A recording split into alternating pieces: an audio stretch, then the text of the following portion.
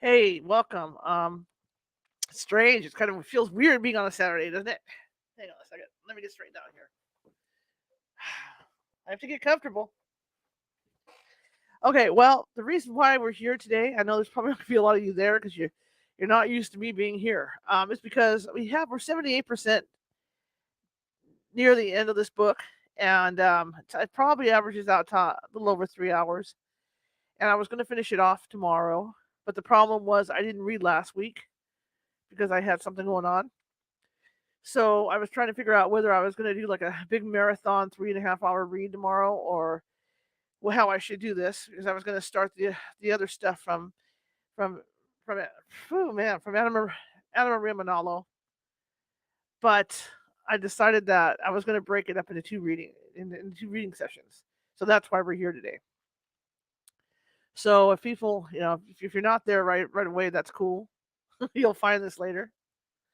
But we are going live over Facebook and Twitter and YouTube right now.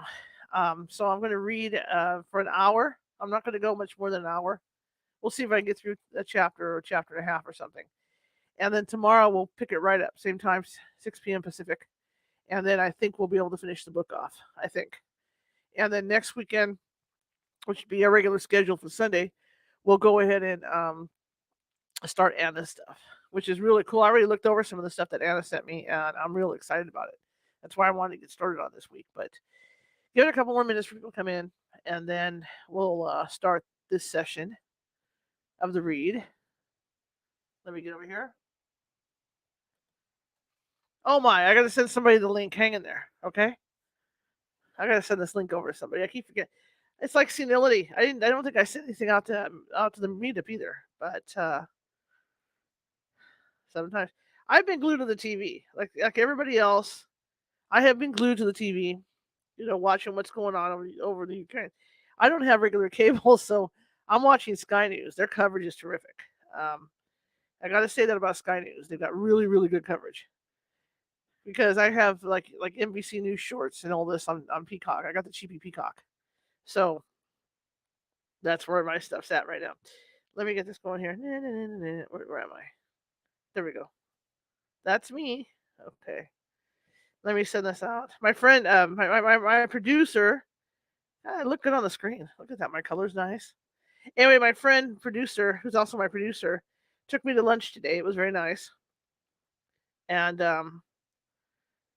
okay, let me get this sent to her. Where am I? Where's my live? So she took me to a real nice lunch today. I have leftovers for dinner. Went to Chinese food. So give me a minute. I just saw myself. Where'd I go? Amazing how I could disappear. Oh, there I am. Let me shift this over to her. Okay, there we go. Because I'll get these text messages saying, well, where's the show? Here is the show. Okay, let me get another person going here. And then, anyway, so we're going to start here. We'll give some people some time because I know you're not used to having me on today. Yeah. Okay, there we go. That one.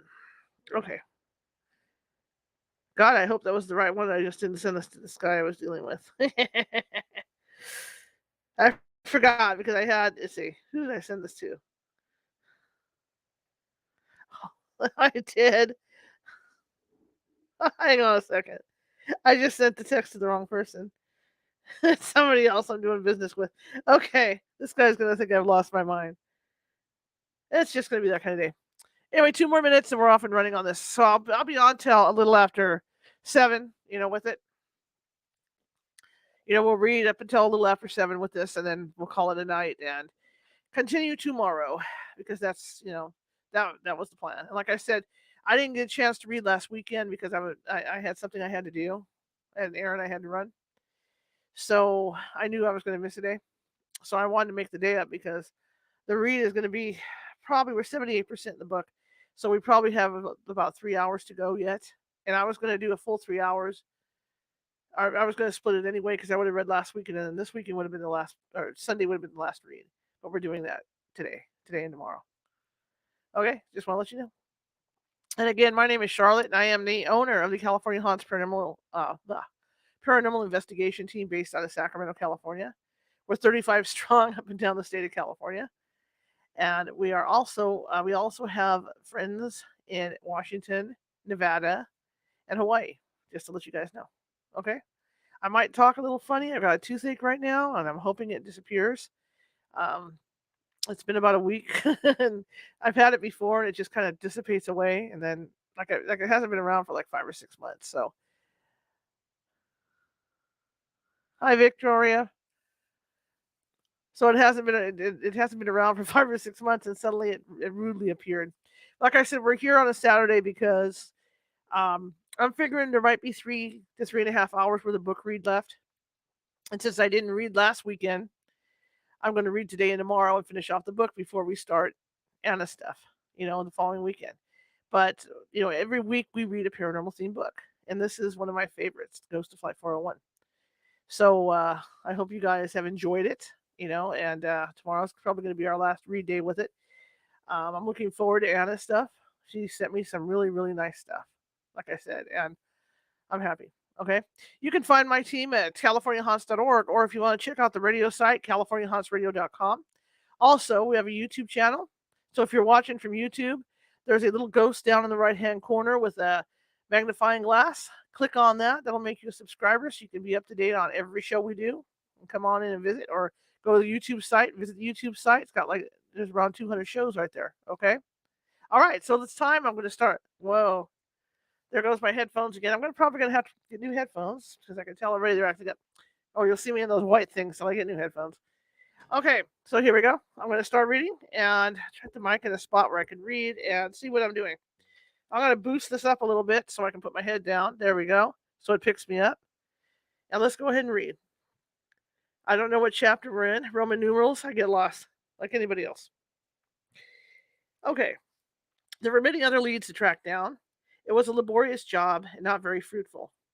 Elizabeth became more and more important, however, through her interviews during her days off from flying for Northwest, especially because of her capacity to relate to other airline personnel.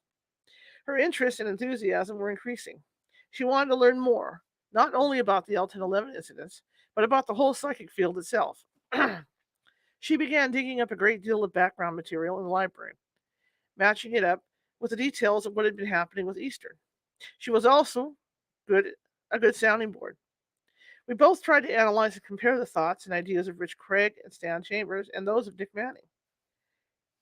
There were two schools of thought involved that seemed dramatically opposed. Manning had employed a biblical concept, and he felt the psychic approach was wrong. The pilots from New York believed that the modern day medium was a highly ethical person who used his ability to become a conscious spiritual and psychic channel. In this way, the medium would pick up feelings that brought information and impressions from spiritual sources higher than himself, without any prior knowledge of a person's background or problems. Okay. This, in turn, according to the theory, could be put to use in helping a person with problems by bringing him to an understanding of his own emotional and spiritual needs. Further, this guidance was designed to help another person resolve his conflicts and fulfill his best potential. In a sense, an ethical medium acted as a spiritual supplement to a psychiatrist. The two pilots and others in their spiritual frontier group saw no conflict between this and the principles of Christianity. In fact, they believed that it was simply an additional way of serving God. They also saw no conflict between modern mediumship and the modern day technical world. More than that, they felt that the demands and pressures of a materialistic society highlighted the need for spiritual development and psychic awareness. Their own work as pilots demanded exacting technical realism. Their work as mediums fulfilled their own desire to grow spiritually and help others to do so. The crash in the Everglades had dramatized the fragility of physical life. The events that had followed it suggested that there was concrete evidence that there was a continuation of an individual's existence after death, infinitely more permanent. If this was to be accepted as being so, wouldn't it have a forceful impact and bearing on the way people conducted their lives in the fragile and fleeting physical world? If it were clearly evident that the physical body was an idea that continued on after death, that nothing could really destroy it or imprison it, could this demonstrate the futility of violence, oppression? The two pilots in New York and the flight engineer in Boston, the entire scene went far beyond the tragic accident of Flight 401, without any knowledge of the others concerned with the phenomenon. It encompassed all of mankind as a symbol of physical life versus the timeless existence of the individual consciousness.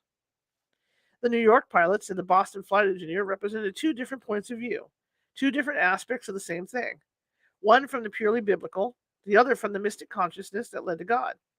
But both points of but both points of view coincided in one area: the need to free the spiritual distress of an airman who kept reappearing on the 1011s and to remove any stigma attached to the aircraft they respected and admired.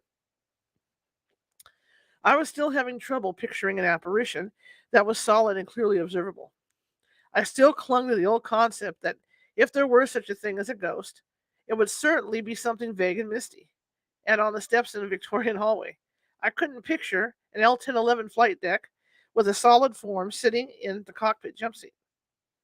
I could see, I could see now that if I were going to keep after the story, I would have to learn more about the background and history of the psychic research on the subject, specifically, specifically apparitions.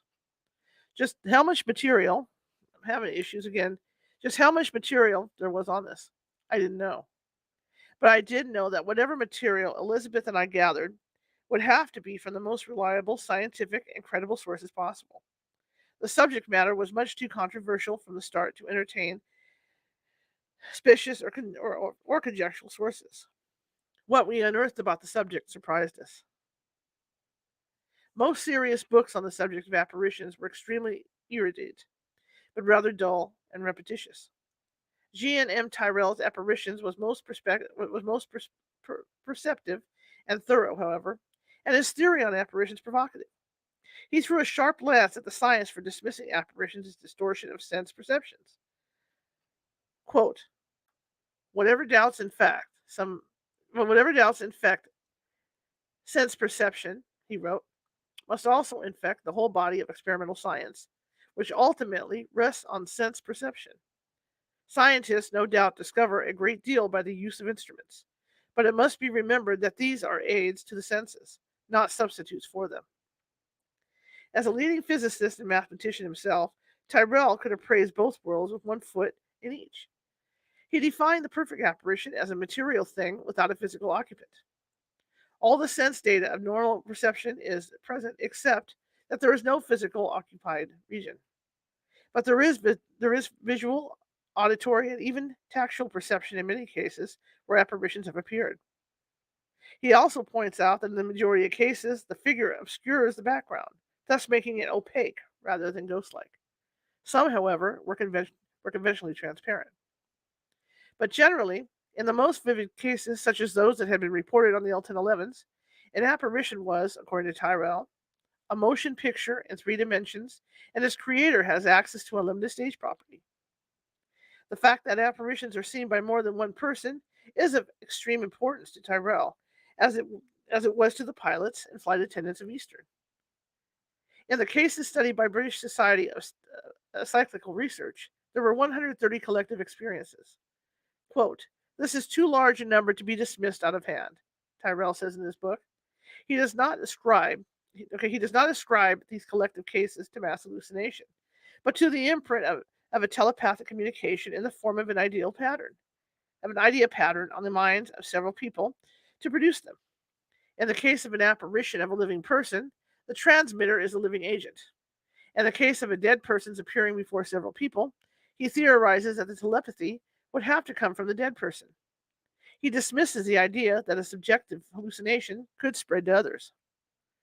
This, of course, assumes the reality of the survival of an individual's consciousness after death. It also assumes that mind is independent of the brain. To get at this question, Tyrrell suggests that we suspend common sense in favor of uncommon sense. The common sense view of time must be utterly inadequate, he writes. Modern science agrees with that, and the best of modern science deals with uncommon sense. But if individual consciousness does survive after death, what possible form would it take? If the individual consciousness merely merged into a homogeneous tank car full of milk, there would be no significance to life after death. The floating about on clouds with trumpets and angel wings was obviously an illogical absurdity. There would certainly have to be more cognate postulates than those even to consider the question. I had run across a very interesting theory on this several years ago. It had made me wonder for the first time whether there couldn't be a rational potential for survival. I felt this way because the proposal suggested a clear theory as to how consciousness could exist apart from the body mechanism. The source was several papers and tracts by Professor H. H. Price, Emeritus Professor of Logic at Oxford, who had been a visiting professor at Princeton in 1948 and at the University of California in 1962. Professor Price believed that it was ridiculous to study evidence of life after death unless we could form a clear idea of what it might be like. It could not be physiological, yeah, yeah, tongue twisters, because the body was useless after death. The only portion that could survive was the individual consciousness. What kind of geography could this ephemeral thing float around in to make any sense at all? Professor Price suggested that the body would be supplanted by what he called a higher form of matter, which would substitute for the physical body. The only thing remaining at the death of an individual would be the non material soul, my allergies, or spirit. Although part of that individual dies at death, this part would remain. It was not dependent on the human brain. In fact, it had motivated the brain. But where would this geography that could house the soul or spirit be? Certainly not out in conventional space. He explains it in this way. We have no reason for assuming that physical space with which we are now familiar is the only space there is. The next world, and all that is in it, might just be a space of its own, different from space of the physical universe. Moreover, it might be a different sort of space as well. And the causal laws there must differ from laws of physics, if such phrases as higher body and higher kind of matter are to have any meaning. Then Professor Price asked the question: if the life after death personality is something completely immaterial, can there be any sort of world at all? Here he points out that our dreams are a perfect analogy for a space geography that doesn't take up any room, that no real estate agent can sell or buy, no armies can fight over, and are limitless in boundary. What's more, this kind of space could easily furnish the background for something as wispy and non-material as a spirit, and still allow it to have a very well-shaped form. Quote, to sleep, perchance to dream, expressed Hamlet's great fear of death, for he was aware that such stuff that dreams are made of can be terrifyingly real. A sleeping person often believes in the total reality of a dream until he wakes up. Quote, both for good or for ill, Professor Price says. Our dream experience may be as vividly felt as any of our waking ones, or more so. He points out that the imagery of dreams takes place in what appears to be real space. The street scenes are real to the senses, the houses, the trees, the fields, the cars, and the clothing. It would, of course, be a psychological world and not a physical one. It might indeed seem to be physical for those who experience it. The image objects which compose it might appear very like physical objects, as dream objects do now. So much so that we might find it difficult at first to realize we are dead.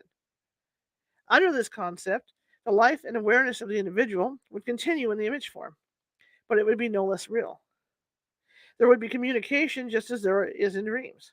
The communication would probably be telepathic, and since we have strong evidence of telepathy in our current lives and dreams, there would be no reason to exclude from this concept, perhaps in a stronger or more articulate form. Those theories of Professor William Ernest Hawking, Alfred, Professor of those theories of Professor William Ernest Hawking, Alfred Professor of Philosophy at Harvard from 1920 to 1923, fit in closely with those Professor Price's.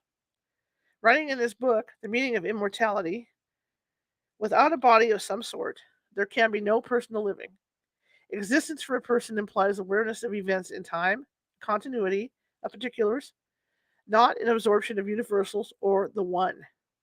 What has perished, quote unquote, at death, is the livingness of structure and function, the organic and personal integration of persisting elements. Our question relates to this perishing, whether it is absolute, cutting through its every strand of personal being, most vulnerable through its very marvel of unified complexity, and whether it, too, may be relative, leaving a, a germinal stand of selfhood intact. The how of survival is a matter far less attended to by, by philosophical discussion, one might fairly say neglected and yet essential to our own inquiry. Hawking states that man is both part of nature and also outside of it. Man has demonstrated that he can often change the course of nature. Like Price, Hawking feels that it is wrong to assume that there is only one kind of space. And also, like Price, he finds a partial answer in a dream. Quote, the dream world is not somewhere in the waking world. There is no road or passage, nor any astronomical line of distance and direction.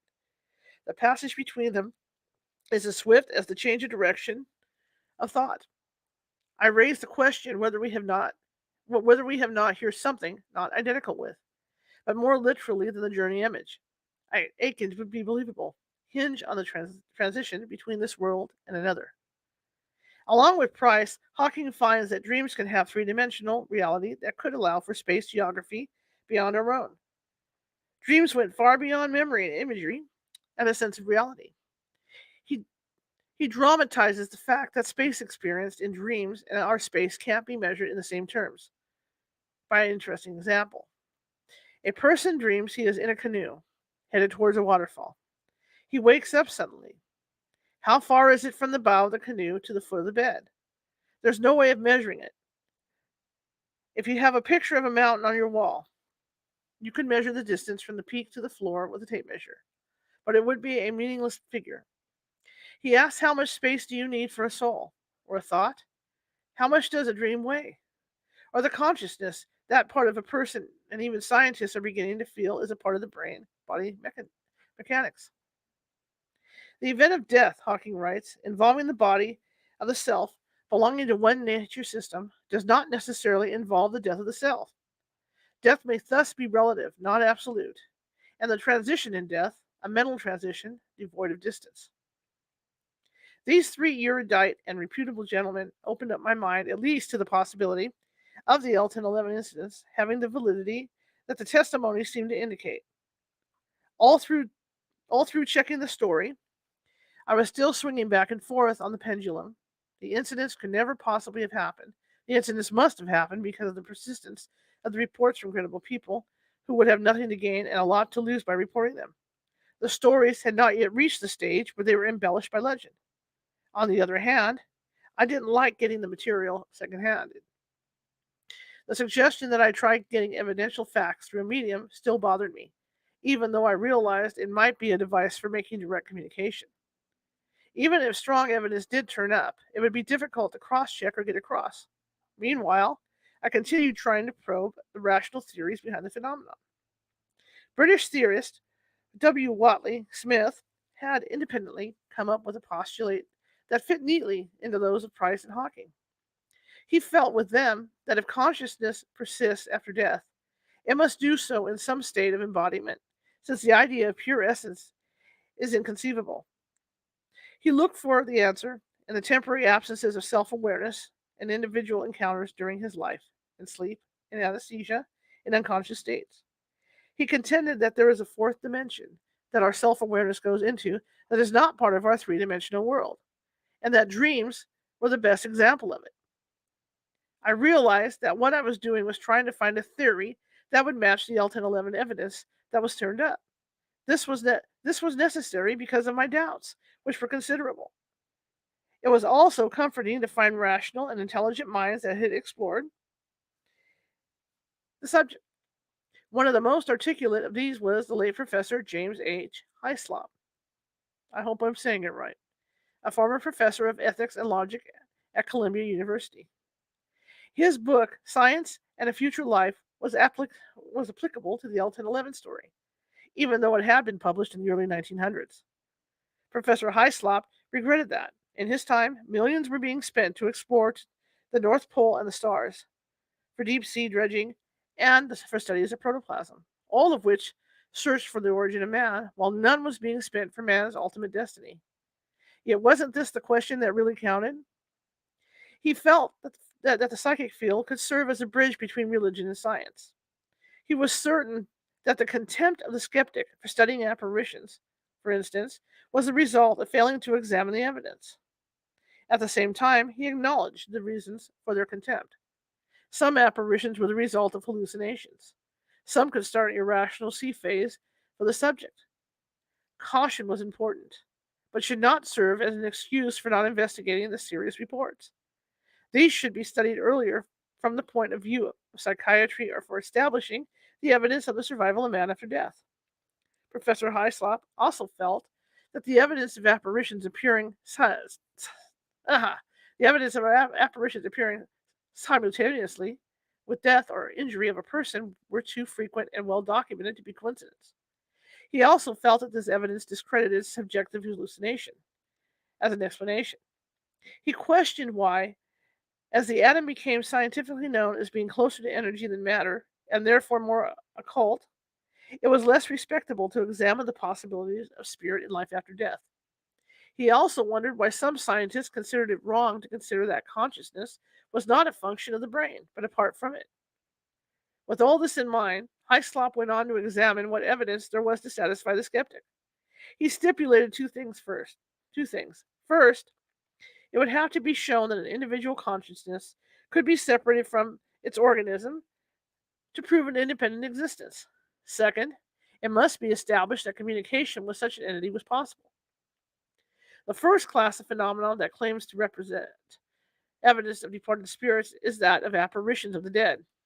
If we could assure ourselves that these incidents were plentiful enough and verifiable in any such form as would attest their real existence beyond the imagination of the percipient of them, science might be more strongly impressed than it is with them. He realized in his analysis of the problem that knowledge from beyond the senses must be shown by fact. He also realized that these facts must illustrate and prove personal identity of the deceased. The facts must prove that the source of the phenomena is what it claims to be, and this personal identity of oh boy, and the personal identity of the discernant means that the deceased person shall tell facts of personal knowledge in his earthly life, and tell them in such a quantity and with such a quality that we should not doubt his existence any more than we would if we received the same incidents over the telegraph wire or through a telephone. In this way alone can we show that the intelligence involved is outside the medium through which the facts come. Professor Hyslop saw no reason why telepathy should be substituted as a theory for communication with the dead, because there was no reason to assume that the dead couldn't communicate by the same method, especially with a reliable and serious medium. He defined a medium as someone who claimed to communicate with the dead, whether it was through trance or conscious state, automatic writing, table tipping, or the Ouija board. He went on to examine some of the classic cases that fulfilled his strict criteria in great detail. Ironically enough, after Hyslop's death in 1920, his secretarial assistant documented dozens of seances with mediums, which brought almost unassailable evidence that Professor Hyslop himself was communicating through the medium and providing information that met his criteria for authenticity. In some of the most impressive of these sessions, the medium utilized the Ouija board. I was intrigued by this because of the Ouija board experience with the Eleanor Wiley incident at the McDowell Colony in New Hampshire. I also discovered that Stuart Edward White, the famous naturalist and author who wrote The Unobstructed Universe and over 40 other books, had gone deeply into psychic research after discovering that the Ouija board could bring out startling articulate messages from a personality who showed evidence of being from the other side, as psychics refer to this ultimate state of a man's condition. White's books on everything from Africa to the history of the American West were solidly realistic. I was surprised to discover he had delved into the psychic as deeply as he did. It began as a lark. A friend persuaded him and his wife Betty to play around with an Ouija board. The occasion was derisive and gay, he wrote, and pretty muddled. It did not impress me much, but I agreed to try my turn, provided my opposite would agree not to fake. They used a small inverted whiskey glass because the indicator that came with the board seemed too clumsy, and White went on to say, the little glass moved, and without the slightest conscious volition of my part. That much I could determine. How much was unconscious muscular action? I could not for the moment decide.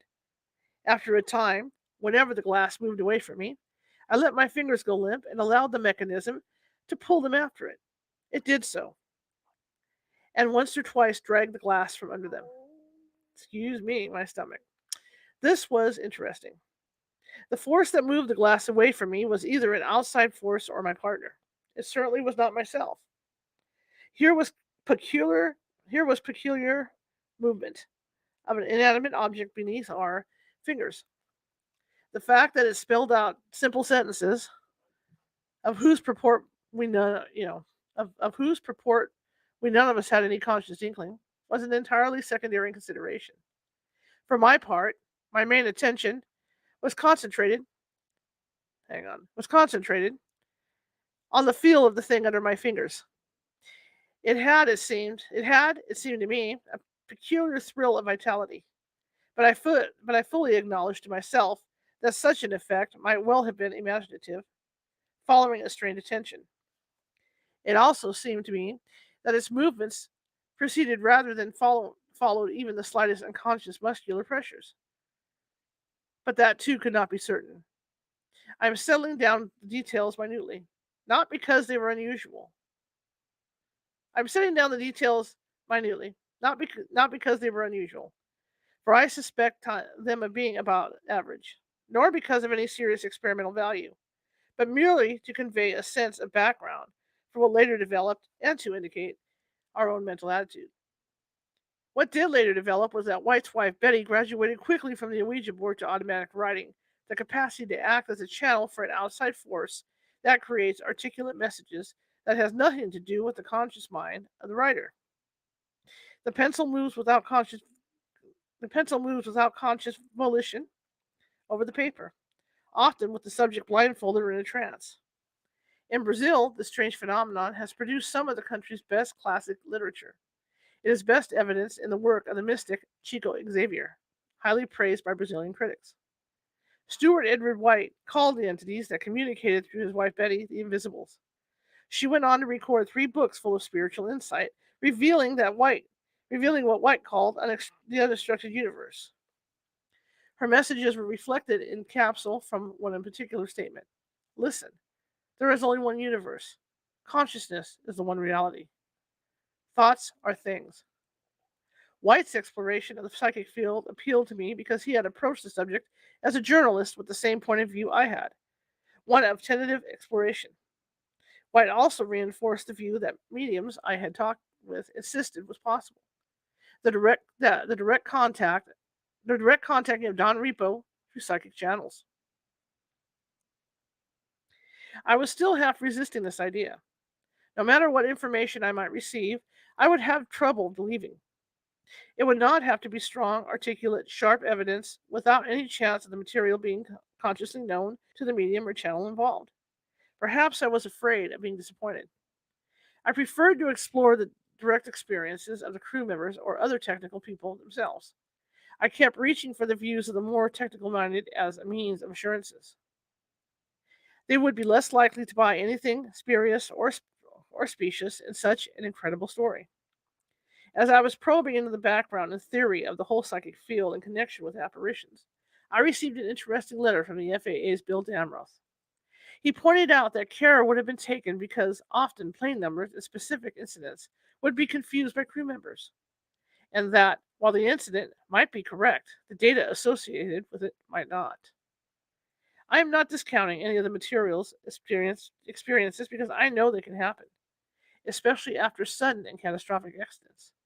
It is believed and reported that those making such an unexpected transition to the spirit world, so called death, find it difficult to accept the fact that they are no longer of the physical world and that they expend great effort and energy to communicate with those left behind, and many times succeed to the disbelief of those who can see and hear the materialization. It would be interesting to talk to the pilots involved with the L1011 materializations. By mediumship, I plan to see my friend from American Airlines this summer. Perhaps Don Repo might communicate. If he does, I'll let you know.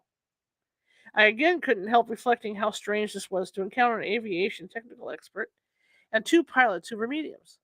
I wanted to get back to more of the straight technical side, but seemed to be reaching a dead end. There didn't seem to be much choice left. And on a strange story like this, it was probably necessary to touch all the bases, including this one. I had postponed it long enough. It was not that I had anything against mediums, it was just that it seemed too otherworldly, and certainly, you know what's happening. I think my mic is, or not my mic, but my headphones, the cord is getting wrapped into this other cord because every time I shift around it, the headphones crackle and I lose half my hearing here. General custom and journalistic practice. I reluctantly made the decision to try to contact Don Repo through some of the mediums in the Miami area who had generously offered their help. There were some definite surprises in store. Next chapter. I read through Tyrell again to try to absorb more of the theory advanced by the serious scientific researchers. The most widely known group of cyclical phenomenon is that relating to the mediumistic trance, Tyrell wrote, since it is through this that communications are received which ostensibly proceed from death. He went on to describe three main concerns where such communications were said to be obtained. One was where the medium goes into a trance and some kind of entity takes over the motor and sensory mechanism of the body. Such an entity was supposed to come through in one of the several ways: through voice, or what was called automatic writing, or the Ouija board. It didn't matter what form it took,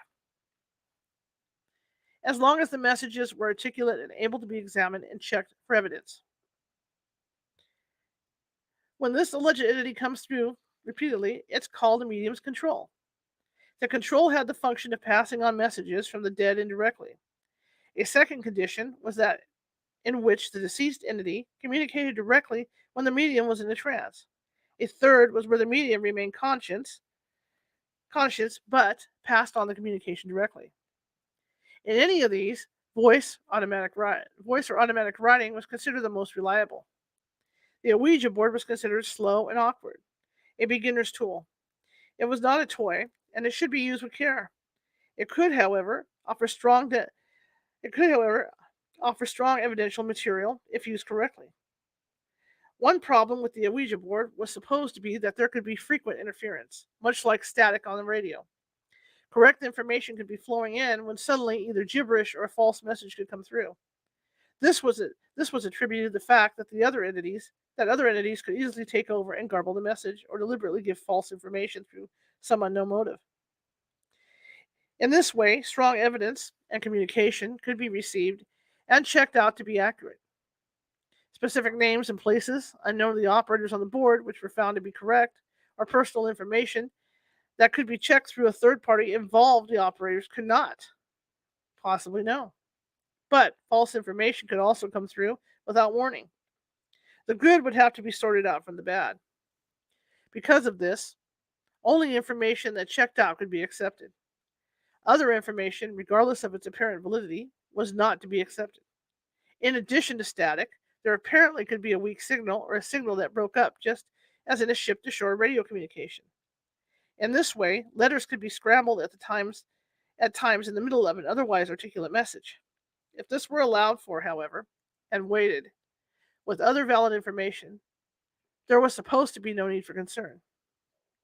Tyrell considered psychometry, where a medium holds an object belonging to someone, as another interesting tool.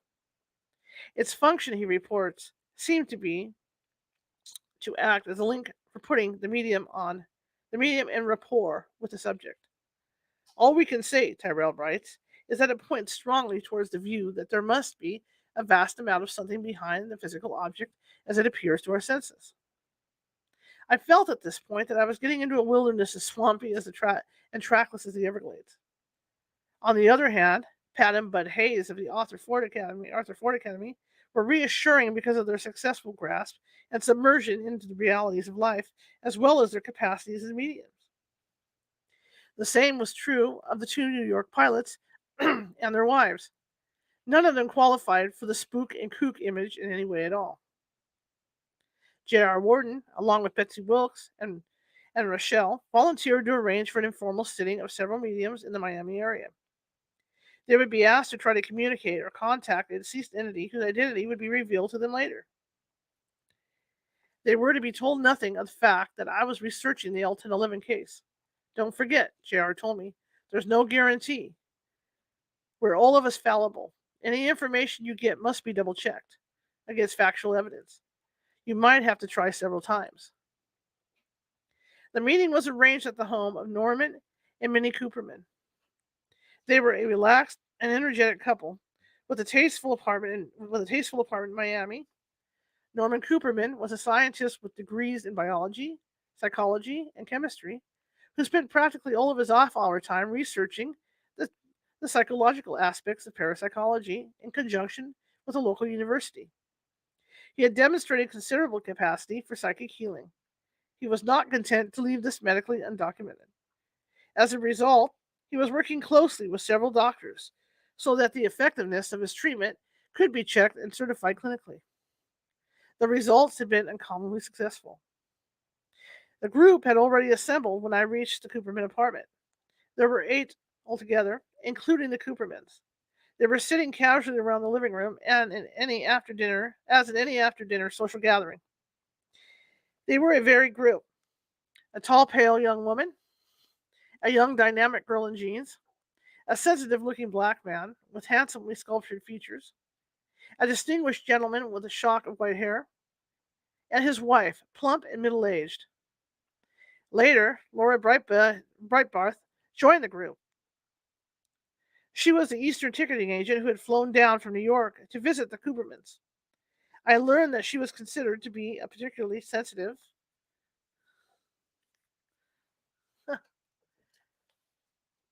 medium. She was a trim, attractive brunette in her 20s. Cooperman began the session by explaining that he was not going to give out much information. The session was to be an experiment to try to bring in someone no longer living, who may or may not respond. I won't cue you on anything specific, he said. We'd like to see what can come out of free meditation. I hope you'll be free to say whatever comes to your head, whether it seems to make any sense or not. If you close your eyes now, take a deep breath for a count of 7 again. Relax, continue this breathing, open your minds up. If anything forms in your mind, let it come out. The group followed his instructions, relaxing in a silent circle. There was silence for over a minute. Then Charles, the man with the white hair, spoke. For some reason, he said, I seem to see a beautiful oriental rug. What does that mean to you? Cooperman asked. I'm not sure, Charles responded, but I seem to associate it with flying. All right, Cooperman said. Let anything come out. Follow it up. Another oddball thought comes up. The number 900. This also seems to be connected with flying carpets. Doesn't make any sense to me. There was more silence. The group breathing, eyes closed, except for Norman Cooperman, who surveyed them watchfully. After several moments, Jan, the tall girl, spoke so softly she could hardly be heard. I am getting a physical feeling that is not mine, she said. It's a very heavy pounding of the heart. There seems to be help needed, but help is not there. Can you identify who it is? Cooperman asked. It's not I, Jan responded. Go deeper into yourself, Cooperman said. Count and breathe deeply. Speak as that person. I have the feeling of speed. There is speed. Air is rushing at me. There is a mirror in front of you. You are looking at yourself as this entity. Can you describe yourself? Cooperman said. Tall, salt and pepper hair, kind of falling over the forehead. A mustache. Comes and goes. Broad shoulders, athletic, nervous energy. Do you have a name? Jan took several more breaths, then said, I do, but this is known through Jan's conscious mind. I have sensed what the situation is. I don't want to mislead you. Tell us the name anyway, Cooperman said. I learned later that a legitimate medium will clarify any thoughts that come through the conscious level, in contrast to the thoughts which he or she believes come through a telepathic channel or a communication from the deceased. Again, there was a long pause. Then Jan said, Dawn. You are here, Cooperman asked. I'm here, Jan said. Cooperman had told the group that I might ask some questions as an observer of the session, so I spoke up. Do you associate any occupation or action with Dawn? I asked. Janice knows the occupation from her conscious mind, Jan said. Her eyes still closed, her breathing deep and slow, so I'm not sure of the validity, but I'm sure it's flight engineer. If this information had come purely from an unconscious channel, it would have been rather startling evidence of communication. But since Jan was honest enough to reveal that she was imparting information from her own consciousness, it would make other information questionable, regardless of how well meaning Jan was. Can you visualize what is happening? I asked. There are people yelling and grabbing at things. Do you identify what situation this is? I asked. It is difficult for me to disassociate the conscious knowledge, Jan said, but it is the Everglades. She went on in a low, soft voice. She revealed a great deal of correct information about the crash. Several others in the group identified with the anguish and pain of the accident as if they were experiencing it themselves. But the problem was that no direct evidence that was unknown to either me or the group was revealed. That could be checked or verified later. Things like the names of members of Repo's family, exact circumstances of his past, sharp technical questions involving the L-1011, personality trait that could be checked with friends, characteristic phrases, and especially actual names of crew members he had allegedly appeared before on various flights of 318. Unfortunately, none of that sort of material turned up. The material that did come through was essentially correct, but it pleased, however, that no one pretended that conscious information was coming in as a form of communication. Each person in the group stated frankly whenever conscious thoughts and knowledge came through. This gave me confidence in the validity of the group. They were not pretending or attempting to sensationalize. After the meeting, I spoke with Laura Breitbarth, who more or less disqualified herself from the session because, as an Eastern employee, she knew many details consciously. You're not going to believe what I'm going to tell you, she said, but I'm going to tell you anyway. Just before going to sleep last night, I felt I had a very definite communication with Don Repo. He came through, as we say, clear and absolute definite. This was not a fantasy, and the message was that he wants to work with you in making the story clear and accurate. I laughed and said, Come on now. You really don't expect me to believe that, do you, Laura? I most certainly do, she said. He seemed very adamant about wanting the story to get out. He's pleased about it. He'll even work with you. Laura, I said, everybody says you're a very intelligent, honest person. You appear that way to me, but don't spoil that image. I was chuckling, and she laughed too. All right, she said. Don't believe me. You'll find out. All of this is so impossible to believe, I said. I don't know how I ever got myself into this. She smiled again. All of this is part of your education, your learning, but it's going to take a long time. I also heard from Bill Damroth from the FDA. Did did you know I knew him? I shook my head. Have you talked to him in the last few days? No. You have a lot of respect for him, I understand, she said, and she was being almost mischievous. He's got an excellent technical background, knows the aviation industry backward. He wouldn't be inclined to buy just anything in the psychic field, do you think? Again, I said no and wondered what she was driving at. Bill Damroth told me that Repo came through at a session he was attending. Seriously, I'm not pulling your leg. The whole thing was too bizarre, too incredible. I was convinced that there was honest self deception going on. It seemed too far out, regardless of all the serious study that had gone on in psychic research. But I could accept that better than, than I could a direct contact with Don Repo.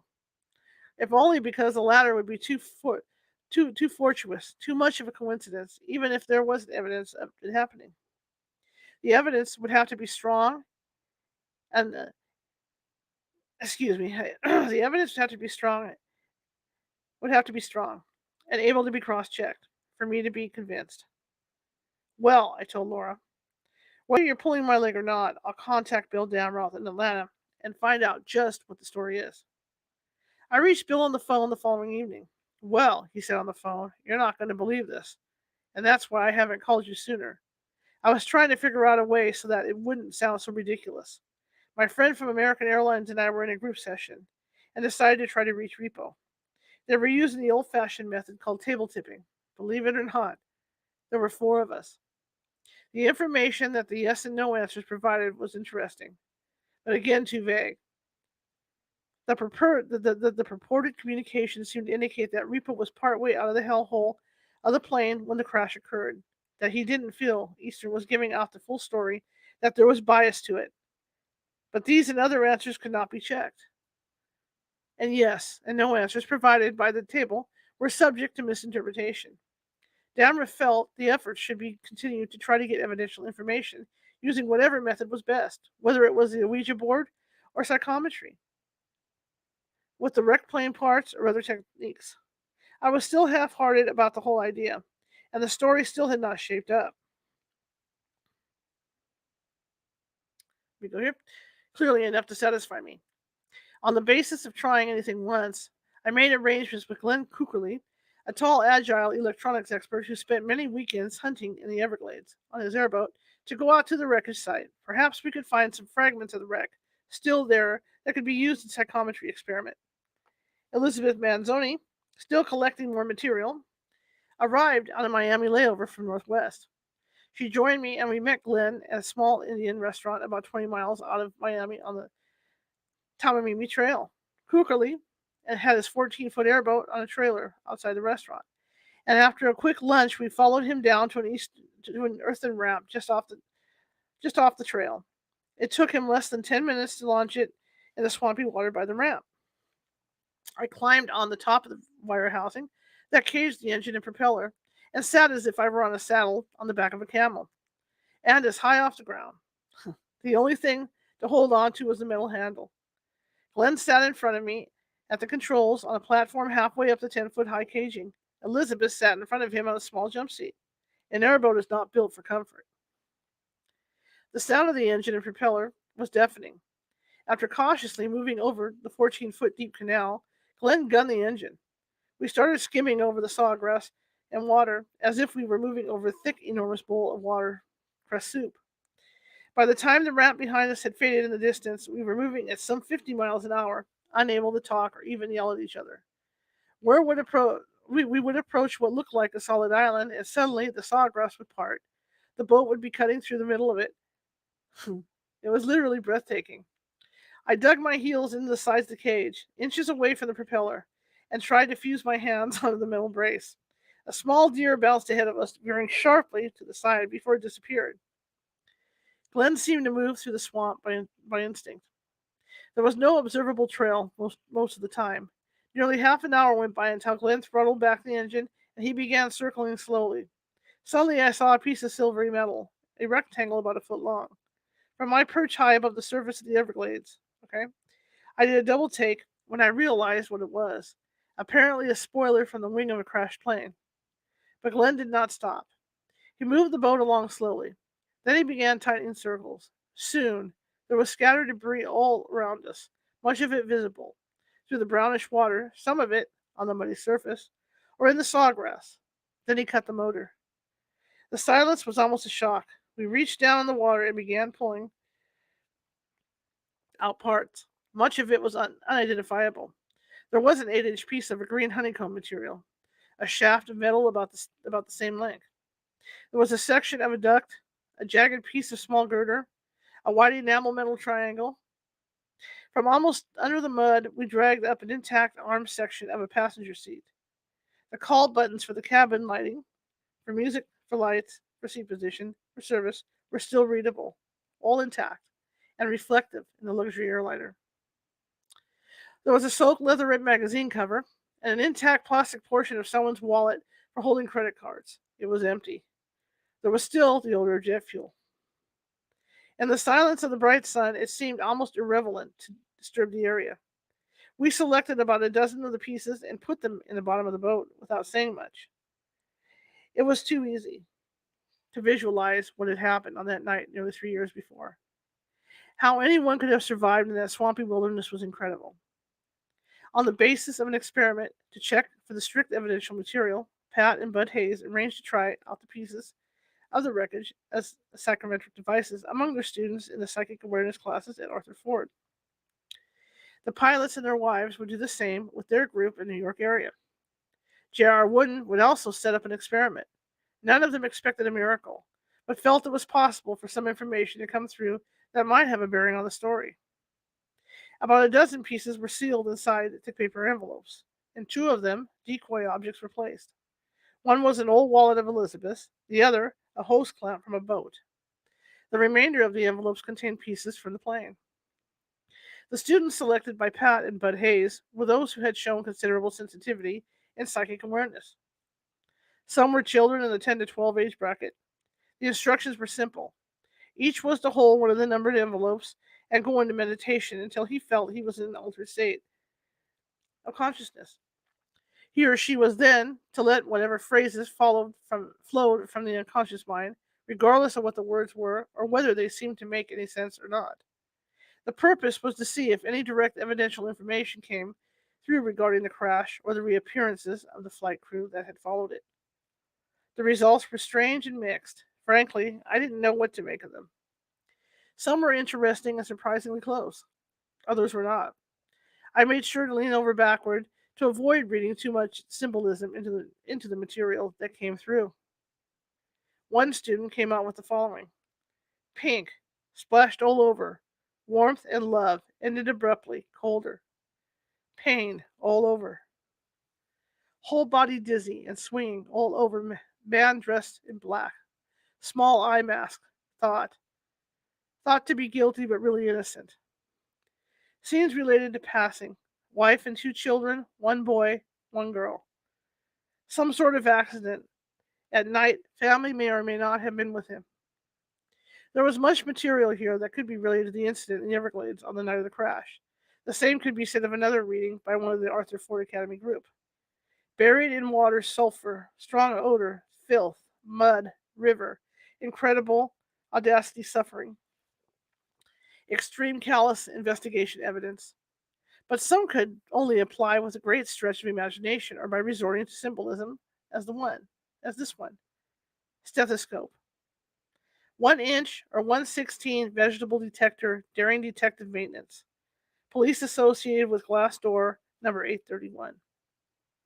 Box unfolding in a quilt, black with roses, in the shape of like box. Gold top with embroidered rose. The reading that impressed me the most was done by a 30-year-old mother. She held the envelope and reported the following: an airplane that lands in water, a missing person. Feel as if I am close to the airport, close to a canal. I see lights, like those of an airport. Then I don't see them anymore. Feel a pain in the forehead and eyes. There is a very restless spirit at the crash site, and will not rest until his mother knows that he believes the spirit. The mother knows about spiritual things and told him, but he didn't believe her. Now he does. I see lights as if I am near an airport, then I don't see them. I feel a pain in the face, a sick feeling. Two planes at night, one following another. Male voice saying, "My mother told me about this, but I didn't believe her. She must stop working so hard, and she must stop worrying so much. I have seen the light, now I believe. Somebody must tell her. Please tell her not to cry. I believe." One other reading that had remarkable application. Intense heat, fire, chills, dry, billows of smoke, goggles like flying goggles, uniforms, khaki or green uniforms, water, muddy water, just the word help, people as though on the other side, sort of a swampy with brush, night, two men, death, stars, countryside, not countryside, vast expanse of land. A man with a mustache, a dark-haired man with light-haired man, and after that, excuse me, many people, black like charred wings, white like peace. The problem I had with all this type of material was that it was again too vague. If there had been specific names, places, facts to check that could not be interpreted except in clear, traceable terms, the readings would have been of direct value in tracing credibility. As interesting as it was, the information did not go far enough. What it boiled down to was that the material that came through could have applied to one or more people and one or more incidents. As remarkable as the results were, There was also the question that the airplane parts were not personal objects, and because of that, would only provide impersonal clues. I didn't know enough about psychometry to assess it in very clear terms. Further, much of the material was being supplied by students and did not match the sessions done by the experienced mediums, such as the Hayeses or the two pilots and their wives. I noticed that when Pat Hayes joined the group in a postscript session, her experience seemed to lend more specific information. Elizabeth was invited to join in to see if further, more specific information emerged. I declined the invitation because I wanted to remain as an observer. Further, I had never had any psychic experiences of any kind and doubted if I ever could. Elizabeth sat in with a group of 8 students, along with Pat Hayes. Sessions like this seemed to go at a painfully slow pace, and this was no exception. They sat in a circle and held hands around it, eyes closed. Pat Hayes instructed the group, breathe deeply, and begin to move into an altered state of consciousness. You will feel yourself lifting as you breathe deeply. Let your thoughts flow through you, like a radio. Let them flow from your spiritual society, from the part of your higher entity, from your highest being. She continued for a few more minutes in the vein, and then silence. After several more moments, various persons in the circle began to speak. More information came through in the nature of psychometry experiment. One student came through with a message, "The baby lives." Just after he said this, Elizabeth spoke up with a very strange and trance-like voice. "Her name is Christina. I get this name very clearly. There was also a Mrs. Jackson, a Mrs. E. Jackson." She paused for a few minutes more, and then in the same voice added, "I also get the name Jacobs." I was startled when she came out with this because she is very reticent to speak up in a group of strangers. Oh, wow. And very seldom had she spoken with such firmness and authority. It seemed completely out of character. Her eyes were closed, the tone of her voice was flat and expressionless, markedly different from her normal tone. I had no research material to check the names she mentioned with me, and at this point, neither of us had studied the passenger list issued after the accident. After the meeting, Elizabeth mentioned to me that she was interested in learning more about the whole psychic field. She wasn't sure what she had felt during the session, but she felt something which was extremely different from any experience she had ever had before. I laughed and said that maybe she'd better wait until I had a chance to check the passenger list. It was possible the names might have just come in from left field and were meaningless. Maybe it would be a good idea not to go overboard. "It's not just this alone," she said. "In studying the background of this for research, I've been getting more and more curious about it. I'm serious." "Well," I said, "what you do is up to you. How did those names come to you?" "I don't know how." "I really don't," she said. "But I know we're going to find them." "Okay, but I know we're going to find them." "Correct." I said, "You're pulling my leg." "Honestly, I'm not. The names were just as clear as if I had written them down in front of me." "Then you've studied the passenger list," I said. "You're pulling a gag." "May I never speak another word," she said. "I never even saw the passenger list. You'd better believe me, or I'll be furious." She was serious, I could tell. In all her research, she had been a no-nonsense person. She liked to kid around often, but you knew when she was and when she wasn't. "Besides," she added, "I think there are 2 infants named Christina." "Tell you what," I told her, "if there's even one child named Christina, and anybody named Jackson or Jacobs, man or woman, I might begin to believe you in this whole strange business." Later, we dug out the passenger list and went through it. The version we had was from the New York Times. Of the 176 persons of the known survivors and the presumed dead list, only a few of the passenger names were familiar to me. None were the ones Elizabeth had mentioned. Elizabeth assured me she had not looked at the list at all. "What point would there be in self-deception?" she asked. We looked down the survivor list. There, in small type, Christina Costado, age 2 months. Elizabeth was as surprised as I was. "I swear to God," she said, "I never saw this list or any list." I believed her. By the time we got halfway through the alphabet on the same list, Elizabeth caught her breath again. She pointed. "There's another Christina," she said. "Christina Ochoa, 1 year old."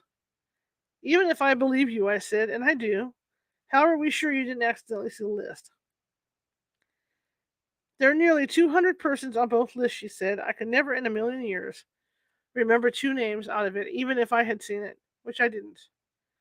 We've got to allow for that possibility, I said. We can't just buy anything that comes down the pike. Have it your way, she said. I don't blame you for being skeptical, but I know in my own heart, and that's what counts. I'm not trying to sell myself anything, or you. There would be absolutely no point to it.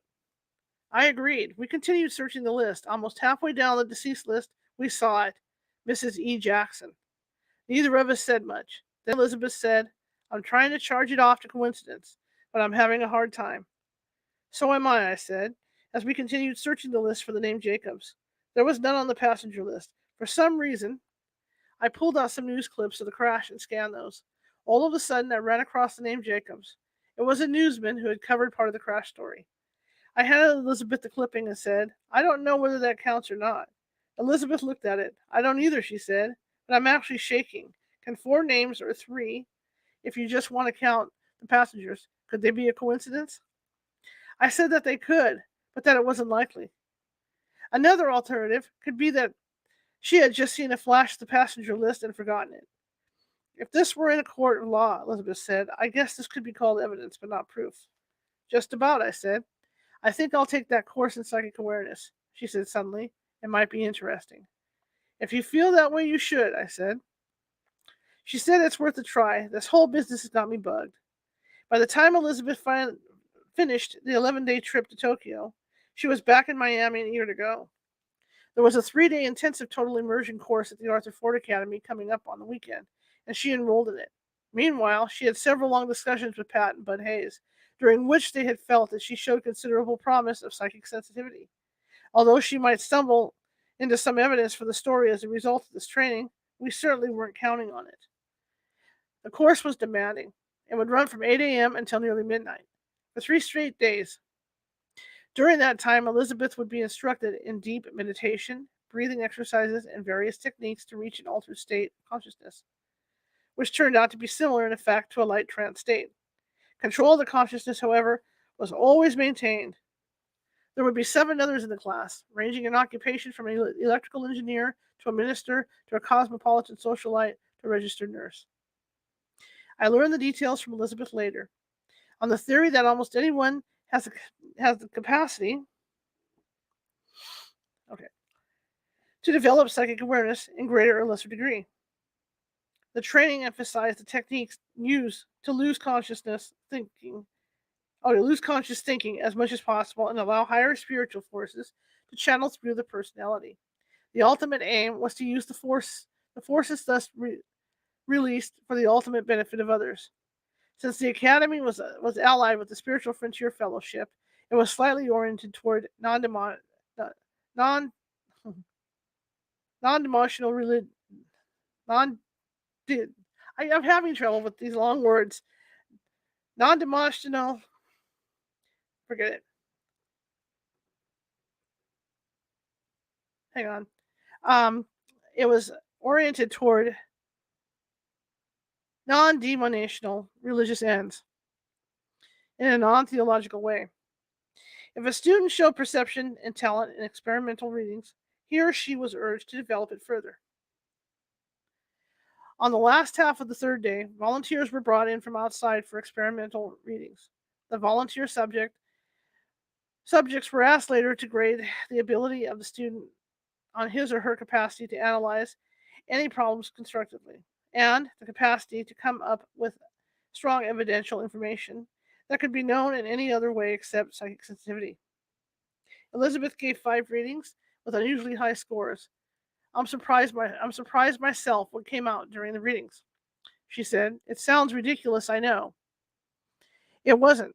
I'm doing the talking. My conscious mind, some of the people were actually startled. Some of the people were actually startled at some of the factual details I came up with. I don't know what else it is, but I know there's something to this. I think I can help people. I really do. Maybe even on the research of the story. I told her that the only thing I could believe was if she or anyone came up with hard facts that could be checked against the record. You're being very negative, she said. Just careful, I said. Are you willing to try some ways of trying to get hard facts, she asked. At this stage, I'll try anything, I said. Okay, guys, I'm gonna stop there. Non, I can't. It's like I don't know why I can't say like that that word. I just don't understand. Anyway, I will see you guys tomorrow at 6 to finish off the book. It says we have 56 minutes left, so that'll be about an hour tomorrow worth of read, and that'll be the end of the book. And it's been great tonight. So I'm just going to take off. But you see that thing flashing at the bottom? Well, that's because California Haunts is a nonprofit. And like my headphones are starting to die, so that's going to come out of my pocket to fix to get a new set.